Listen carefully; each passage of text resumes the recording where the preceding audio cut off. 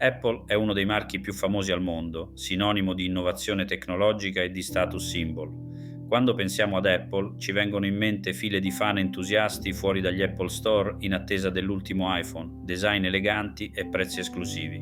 L'azienda di Cupertino ha costruito un'immagine premium, prodotti desiderati, imitati, simbolo di lusso tecnologico. Ma dietro la fama e il logo della mela morsicata, Apple è anche un colosso finanziario. Nel 2023 Apple è addirittura diventata la prima azienda al mondo a valere più di 3.000 miliardi di dollari in borsa, un traguardo impressionante. Benvenuto su Come fanno soldi, il canale dove analizziamo i veri modelli di business dietro le aziende più famose e le attività che fanno parte della tua vita quotidiana. Oggi vediamo come Apple guadagna i suoi soldi analizzando le sue principali fonti di ricavo. La fonte di fatturato più immediata per Apple è la vendita dei suoi dispositivi elettronici, l'hardware. Il prodotto di punta è naturalmente l'iPhone, lo smartphone che ha rivoluzionato il settore nel 2007 e che da allora è diventato il principale motore di incassi dell'azienda. Pensate che gli iPhone da soli generano circa la metà dei ricavi annuali di Apple. Ogni anno l'azienda lancia nuovi modelli e milioni di persone effettuano l'upgrade. Gli iPhone sono venduti a prezzi elevati rispetto alla concorrenza, i modelli top superano spesso i 1.000 euro e questo permette ad Apple di incassare molto per ogni unità, mantenendo margini di profitto alti. Ma il business hardware di Apple non si ferma all'iPhone. Anche i computer Mac e i tablet iPad danno un contributo importante. I Mac sono cresciuti di popolarità grazie ai chip Apple Silicon che offrono alte prestazioni, mentre gli iPad dominano il mercato tablet sia per lavoro che per svago. Inoltre, Apple vende anche dispositivi indossabili e vari accessori, di cui parleremo tra poco. Oltre all'hardware, Apple ha costruito nel tempo un ecosistema di servizi digitali che oggi costituisce il secondo pilastro dei suoi ricavi. Se possedete un dispositivo Apple, quasi sicuramente usate alcuni di questi servizi. Il più importante è l'App Store, la piattaforma di distribuzione delle app per iPhone e iPad. Ogni volta che acquistate un'app o fate un acquisto in app, Apple trattiene una commissione tipicamente del 30%. Questo modello, moltiplicato per oltre 1 miliardo di dispositivi attivi, genera incassi enormi senza che Apple debba sviluppare direttamente tutte le app. Incassa una sorta di tassa dall'ecosistema che ha creato. Un altro servizio fondamentale è iCloud, il cloud storage di Apple. Lo spazio gratuito offerto è limitato, quindi molti utenti pagano un abbonamento mensile per avere più gigabyte di archiviazione per foto, video e backup. Quelle piccole quote da pochi euro al mese, moltiplicate per milioni di persone, si traducono in un flusso costante di denaro per Apple. Ci sono poi i servizi di contenuti come Apple Music, streaming musicale, Apple TV Plus, streaming video e Apple Arcade, giochi, spesso offerti in bundle con Apple One, che portano ulteriori entrate da abbonamenti mensili. C'è poi la redditizia vendita di garanzie estese Apple Care, che molti clienti acquistano assieme ai dispositivi. Nel complesso, il segmento servizi per Apple ha margini di profitto altissimi perché si basa su software, abbonamenti e commissioni. Nel 2023 i servizi digitali di Apple hanno generato oltre 80 miliardi di dollari di fatturato, rappresentando circa un quinto dei ricavi totali dell'azienda. Con il rallentamento delle vendite di iPhone, Apple ha puntato sui servizi per aumentare il fatturato medio per cliente. Oggi chi possiede un iPhone spesso spende ogni mese in abbonamenti e acquisti digitali nell'ecosistema Apple, garantendo un flusso di entrate costante. Abbiamo già accennato ai prodotti indossabili e agli accessori parlando dell'hardware, ma vale la pena approfondire perché sono diventati un vero pilastro del business Apple. La categoria Wearables, Home e Accessories comprende dispositivi come Apple Watch, AirPods, HomePod, Beats, Apple TV e altri gadget Apple. Questa divisione, che fino a pochi anni fa era marginale, oggi genera ricavi paragonabili a quelli di intere aziende tecnologiche. L'Apple Watch è lo smartwatch più venduto in assoluto, con milioni di unità l'anno grazie alle sue funzioni salute e fitness e all'integrazione stretta con l'iPhone. Gli AirPods dominano il mercato degli auricolari wireless e, unendo prezzi premium a volumi enormi, assicurano ad Apple margini elevatissimi. Ci sono poi prodotti come l'HomePod, speaker intelligente, la Apple TV, set-top box e una gamma di accessori ufficiali, cavi, cover, eccetera, che pur essendo più costosi delle alternative, vengono spesso scelti dagli utenti Apple per la garanzia di compatibilità e qualità. Un'altra area di guadagno per Apple, spesso meno visibile al consumatore, è quella dei servizi finanziari e dei pagamenti digitali, in particolare Apple Pay e iniziative fintech collegate. Apple Pay, lanciato nel 2014, è il sistema di pagamento contactless integrato negli iPhone e Apple Watch. Consente agli utenti di pagare nei negozi avvicinando il telefono al POS oppure online senza digitare i dati della carta. Pur non chiedendo nulla direttamente all'utente, Apple guadagna comunque una piccola commissione su ogni transazione eseguita tramite Apple Pay dalle carte collegate. Considerando che milioni di persone nel mondo usano Apple Pay ogni giorno, queste microcommissioni sommate generano cifre significative.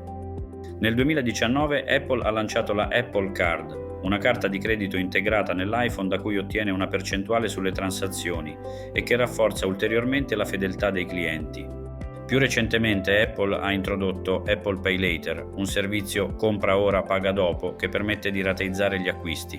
Apple in pratica entra nel campo dei piccoli prestiti, ottenendo potenzialmente guadagni dagli interessi e aumentando sempre l'attrattiva dell'ecosistema Apple per le transazioni quotidiane. Apple ha ampliato la sua offerta fintech con servizi come Apple Pay Later, pagamenti rateali, a conferma di quanto prenda sul serio il fintech. Tutte queste iniziative, Apple Pay, Apple Card, Pay Later, indicano che Apple sta costruendo pezzo dopo pezzo una presenza sempre più forte nei pagamenti digitali e nei servizi finanziari.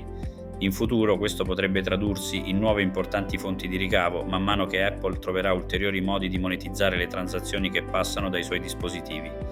Parlando di Apple non si può ignorare uno dei suoi assi nella manica, la fidelizzazione dei clienti attraverso un ecosistema integrato di prodotti e servizi. Apple adotta un approccio spesso descritto come giardino recintato, walled garden. Tutto funziona benissimo all'interno dell'ecosistema Apple, mentre uscire fuori, passando ad Android o Windows, può risultare scomodo.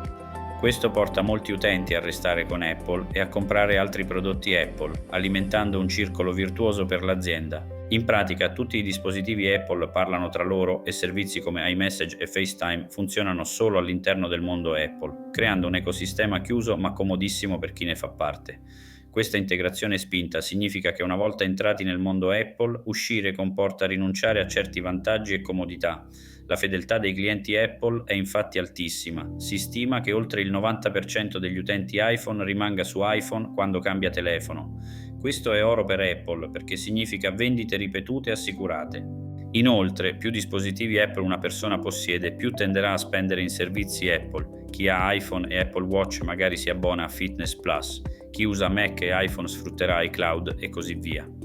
La presenza degli Apple Store fisici e di un'assistenza clienti di alto livello, Genius Bar, supporto, eccetera, fa sentire l'utente coccolato e rafforza la fiducia nel marchio.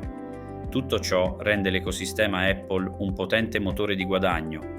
Invece di una vendita occasionale, Apple instaura un rapporto duraturo con il cliente, fatto di acquisti hardware ripetuti e entrate dai servizi nel tempo.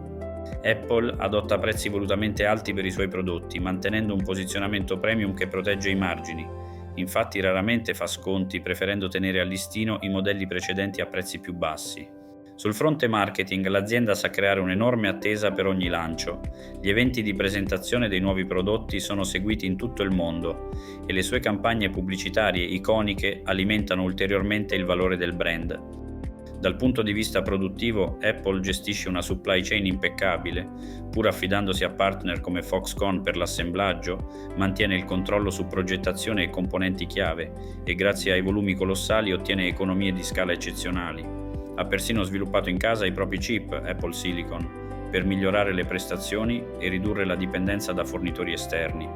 Il risultato sono costi sotto controllo e prodotti consegnati ovunque puntualmente, fattori che contribuiscono ai margini di profitto altissimi di Apple. Nel 2023 Apple ha registrato circa 383 miliardi di dollari di ricavi, poco sotto il record 2022, e un utile netto di circa 95 miliardi, pari a un margine netto impressionante di circa il 25%. Circa la metà del fatturato è generata dall'iPhone, mentre i servizi contano per circa un quinto, oltre 80 miliardi, e il resto si divide tra Mac, iPad e wearables. Anche negli ultimi tempi Apple ha continuato a macinare risultati solidi. L'iPhone 15 lanciato nel 2024 ha venduto bene, soprattutto nella versione Pro, e i servizi digitali proseguono la loro crescita, mantenendo i margini di profitto su livelli altissimi. Il titolo Apple in borsa ha toccato nuovi massimi tra il 2024 e il 2025, segno che gli investitori continuano ad avere grande fiducia nel futuro dell'azienda. Come abbiamo visto, Apple guadagna principalmente da hardware e servizi, un modello che l'ha resa un colosso, ma per continuare a crescere deve guardare alle prossime frontiere tecnologiche. Tra le nuove frontiere c'è l'intelligenza artificiale. Apple la integra sempre di più nei suoi prodotti, dall'ottimizzazione delle foto al riconoscimento facciale di Face ID fino a Siri, puntando su un'AI invisibile e rispettosa della privacy, elaborata direttamente sui dispositivi per mantenere i suoi prodotti all'avanguardia. Un'altra è la realtà aumentata. Apple ha presentato nel 2023 il visore Vision Pro, in arrivo in Italia prossimamente, segnando il suo ingresso nel mondo AR/VR. Anche se inizialmente sarà un prodotto di nicchia per via del costo elevato, Apple lo vede come l'inizio di una futura piattaforma AR. Se la R decollerà, Apple avrà già un ecosistema pronto, traducibile in vendite di dispositivi e contenuti. Apple sta puntando di più anche sulle aziende, offre servizi e programmi per la gestione di dispositivi enterprise e collabora con partner come IBM per integrare meglio i suoi prodotti nel mondo business. Ogni impresa che equipaggia i dipendenti con iPhone o Mac rappresenta per Apple vendite importanti in blocco e la possibilità di vendere servizi aggiuntivi come spazi iCloud o assistenza dedicata. In definitiva, Apple monetizza appieno il suo ricco ecosistema di prodotti e servizi, guadagnando sia dalla vendita dei dispositivi sia dall'uso che gli utenti ne fanno nel tempo.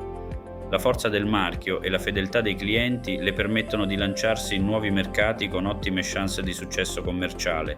È probabile che Apple continui a mantenere altamente redditizi i suoi business principali, iPhone e servizi, investendo al contempo in nuove aree di crescita come dispositivi indossabili avanzati, intelligenza artificiale diffusa e servizi per l'utenza business.